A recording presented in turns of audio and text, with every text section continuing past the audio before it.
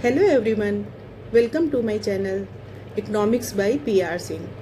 आजकल आप लोगों ने देखा होगा एक चर्चा का विषय बना हुआ है आईटीआर। आईटीआर यानी इनकम टैक्स रिटर्न। सारे लोग, लाखों लोग लगे हुए हैं इनकम टैक्स आईटीआर फाइल करने में। तो आज हम ये देखेंगे कि इनकम टैक्स किसे कहते हैं और टैक्स हम किसको देते हैं और टैक्स हमें क्यों देना चाहिए, टैक्स कितने प्रकार का होता है, टैक्स के प्रभाव क्या होते हैं। आज इसी की हम डिटेल में चर्चा करते हैं। तो आइए देखते हैं। तो आइए देख लेते हैं कि टैक्स किसे कहते हैं। Tax is compulsory payment of fee made by individuals and businesses to the government. कहने का तात्पर्य ये है कि टैक्स या कर हम उसे कहते हैं जो हमारे देश की जनता द्वारा अपने आय या व्यवसाय में से सरकार को दिया जाने वाला एक अनिवार्य शुल्क है। मतलब कंपलसरी चार्जेस हैं जो हमें अपने देश की सरकार को देना पड़ता है। उसके बदले में हमें क्या मिलता है? सार्वजनिक सुविधाएं मिलती हैं और गवर्नमेंट अपने देश के डेवलपमेंट पे उसका खर्चा करती है। अब सार्वजनिक सुविधाएं कौन कौन सी होगी वो हमारा यूजेज ऑफ टैक्सेस में आ जाएगा। जैसे स्कूल्स हो गया, स्कूल, हॉस्पिटल्स,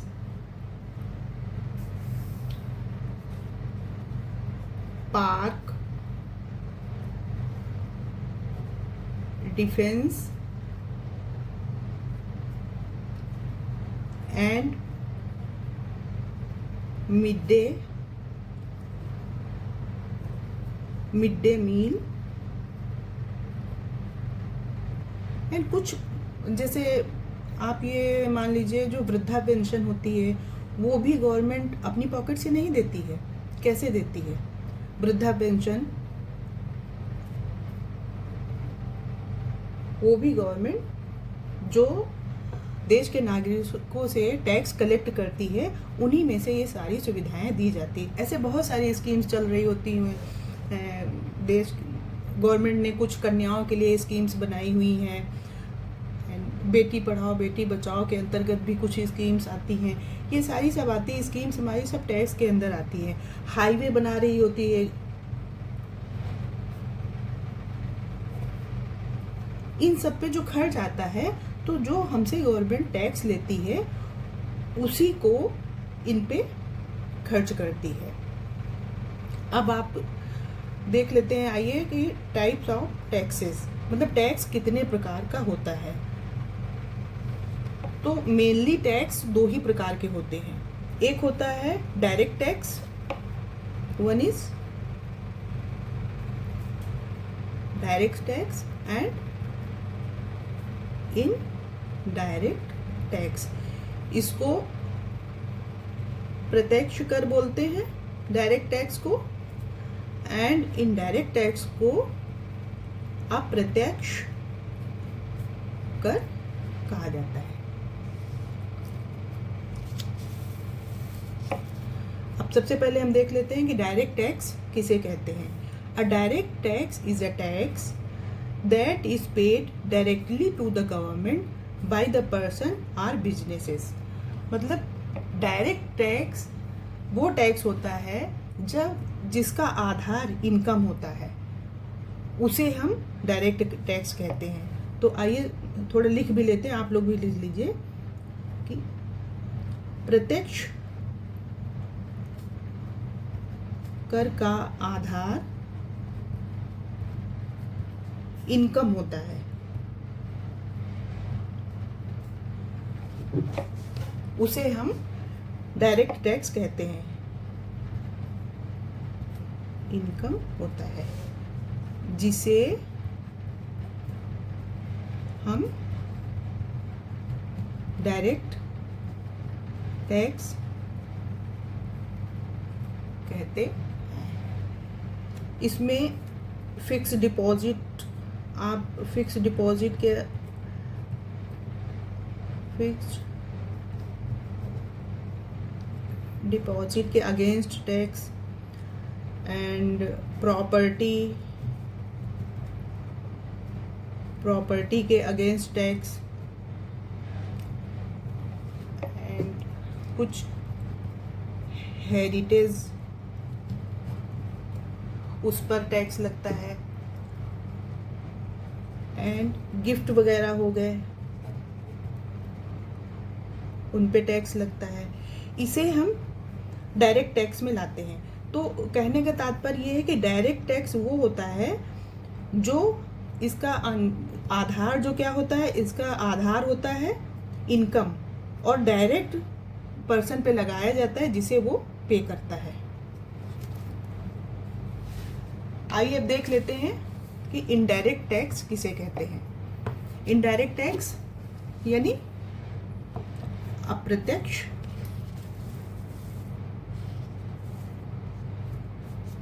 इनडायरेक्ट टैक्स यानी अप्रत्यक्ष कर।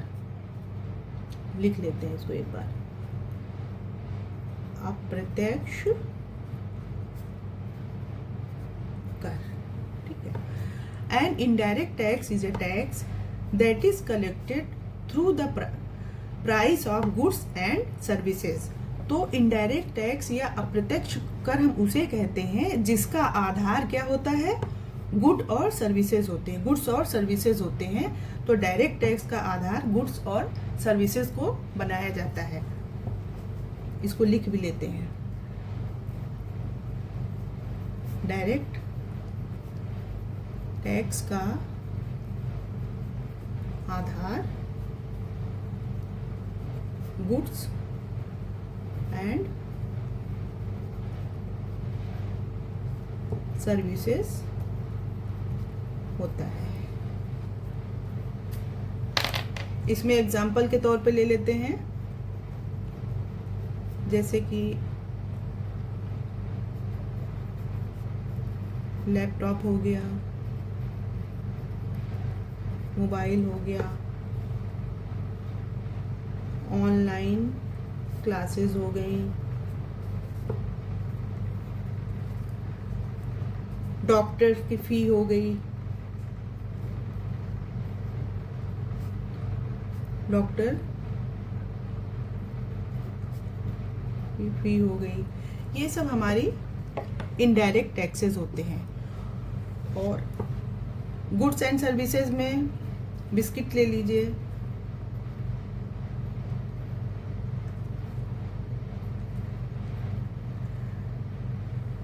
बिस्किट ले लीजिए, एंड जूस हो गया,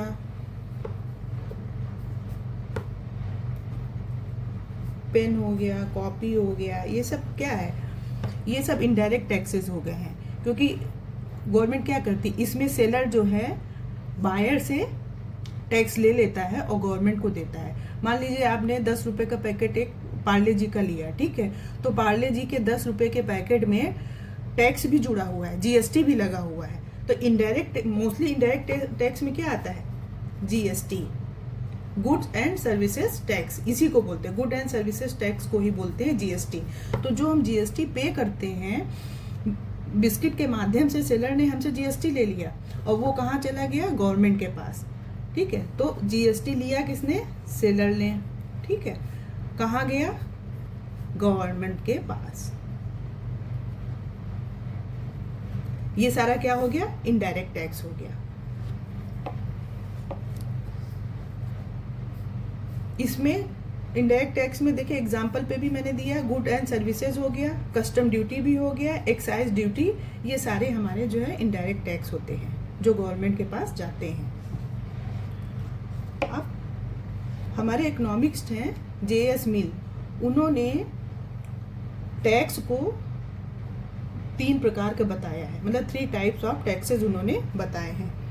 फर्स्ट है इम्पैक्ट ऑफ टैक्स यानी कराघात, सेकेंड है इंसिडेंट ऑफ टैक्स यानी करापात, थर्ड है टैक्स शिफ्टिंग कर विवर्तन। अब ये कराघात, करापात और कर विवर्तन, इनके हिंदी में कोई और वर्ड नहीं है, ये इकोनॉमिक्स के ही शब्द हैं जिनको ऐसे ही लर्न करना पड़ेगा हमारे हिंदी के स्टूडेंट को। तो पहले हम देख लेते हैं impact of tax. Tax impact is the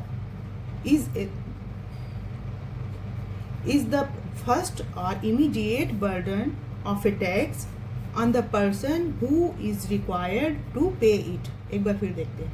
Tax impact is the first or immediate burden of a tax on the person who is required to pay it.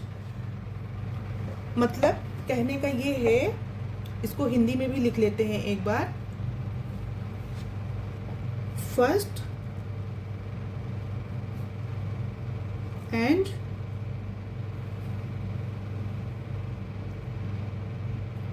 Initial burden of tax, या ये अपने शब्दों में एक easy language में मैं आपको बता रही हूँ ताकि आप कभी ना भूलें. First and initial burden of tax, या पहला कर का मौद्रिक भार सेम पर्सन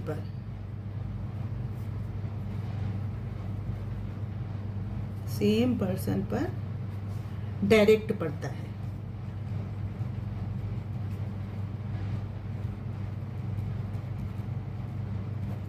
इसे ट्रांसफर या शिफ्ट नहीं किया जा सकता है. इसे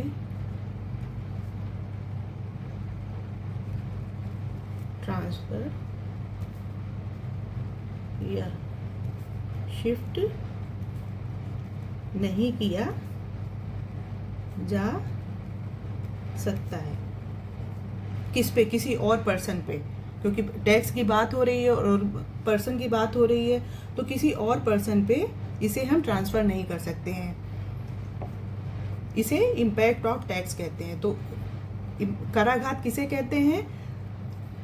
first initial burden of tax, या पहला कर का मौद्रिक भार सेम पर्सन पर डायरेक्ट पड़ता है. इसे ट्रांसफर या शिफ्ट नहीं किया जा सकता है, उसे हम कराघात कहते हैं.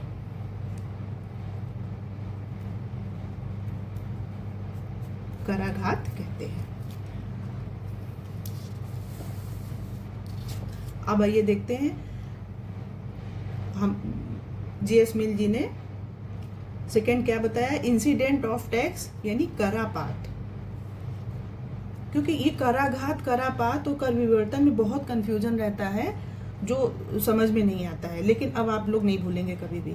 तो tax incident is the final burden of A tax on the person who actually bear it. यह क्या होता है?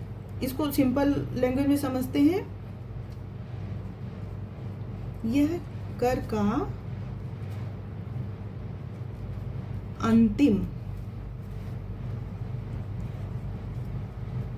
मौद्रिक भार होता है. कर का अंतिम मौद्रिक भार होता है,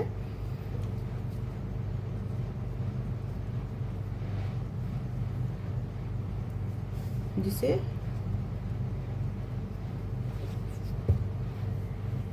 फाइनल एंड लास्ट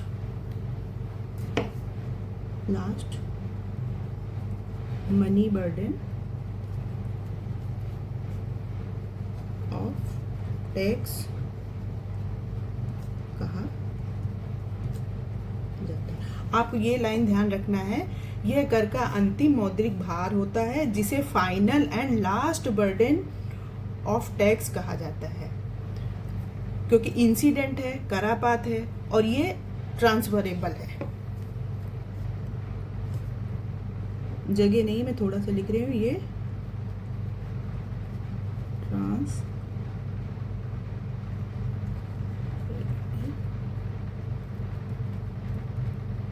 होता है. अब देख लेते हैं टैक्स शिफ्टिंग या कर विवर्तन किसे कहते हैं. कर विवर्तन किसे कहते हैं?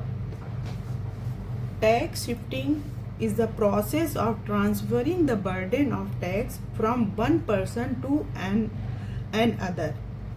फिर से देखते हैं. Tax shifting is the process of transferring the burden of tax from one person to another person.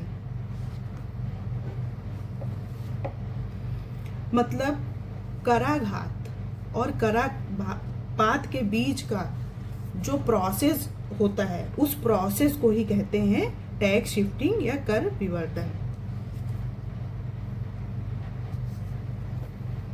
मतलब इम्पैक्ट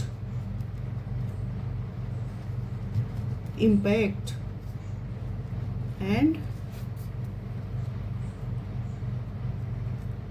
इंसिडेंट ऑफ टैक्स के बीच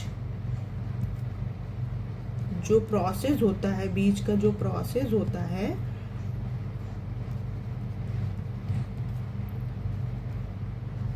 उसी को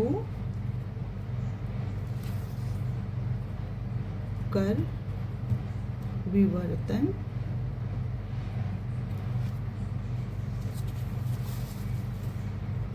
कहते.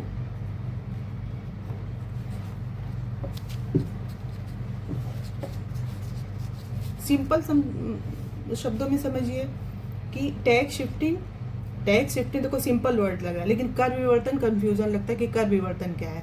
तो हम सिंपल समझ सकते हैं कि कराघात और करापात के बीच में, क्योंकि कराघात सेम पर्सन पे पड़ता है, उसी को टैक्स देना पड़ता है गवर्नमेंट को. लेकिन करापात क्या है, जो हम ट्रांसफ़र कर देते हैं दूसरे पर्सन को, उसको हम करापात कहते हैं, जो अंतिम और फाइनल. ये जीएसटी आता है, इसमें कुछ नहीं. जेएस मिल ने इसको 3 प्रकार का बताया है, सिर्फ अलग शब्दों में इसको जो है डिस्क्राइब कर दिया है. करापात को हम रिलेट कर सकते हैं इनडायरेक्ट टैक्स से, जिसमें जीएसटी वगैरह आता है, अंतिम और फाइनल होता है.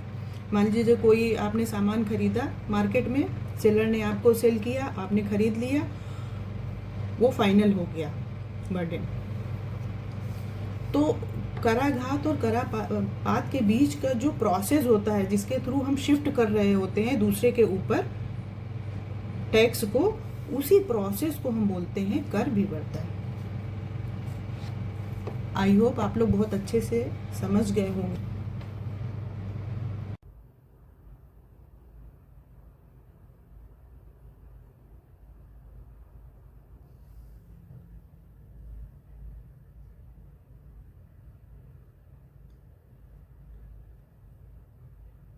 आई होप आप लोग बहुत अच्छे से समझ चुके होंगे कि टैक्स कैसे कहते हैं, और ये जो कराघात, करापात, कर विवर्तन, ये जो शब्द हैं इकोनॉमिक्स के, इनके बारे में भी आप लोग अच्छे से समझ गए होंगे. Thank you so much.